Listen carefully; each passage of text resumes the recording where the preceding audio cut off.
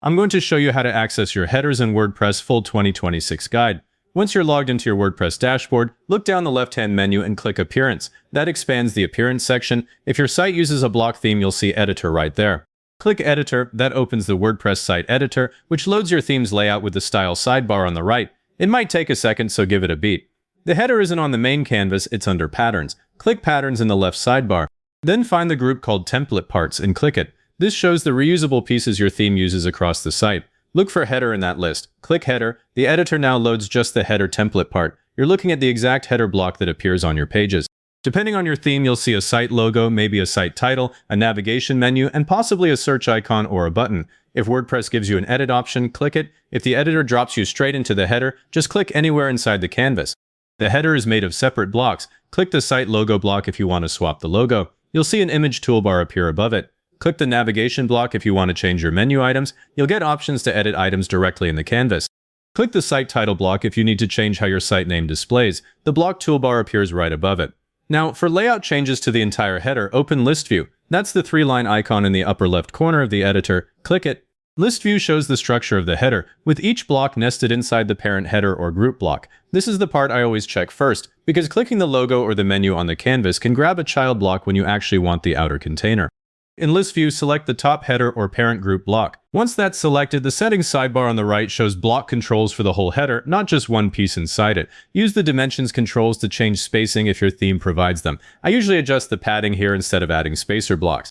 You can also use the color settings to change the background or text color of the entire header. If your theme has border settings, you can add or change the header border right there. For height, check the spacing and block settings rather than stacking empty blocks. Empty spacer blocks are how people end up with mobile layouts that push the menu off screen. If you're changing the navigation, select the navigation block again. In its settings or right inside the canvas, you can add, remove, or reorder menu items. Drag a menu item up or down to change the order.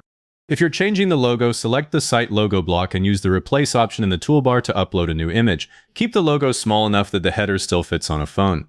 If you're changing the site title, select the site title block.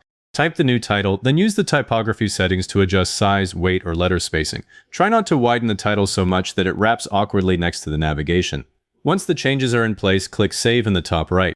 WordPress may show a confirmation panel with a list of the template parts or pages that will update. Then click the second Save to confirm. The header is a template part, so this change now applies everywhere the site uses that header. Open your site in a new tab and check it.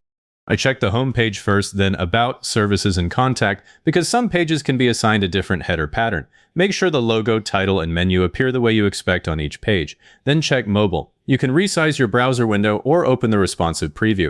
Look at the navigation. Make sure it fits properly, the logo isn't too large, and the header doesn't take up most of the phone screen. If the menu collapses into a mobile menu icon, tap it to make sure it opens. That's the one item I always test because it looks fine until you actually open it.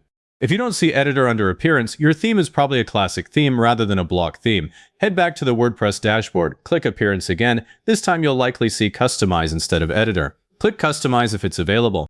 The Customizer opens with a live preview on the right and settings on the left. Look through the sections for anything named Header, Header Builder, Site Identity, or Menus. The exact options depend on your theme. Some classic themes give you a dedicated header builder here.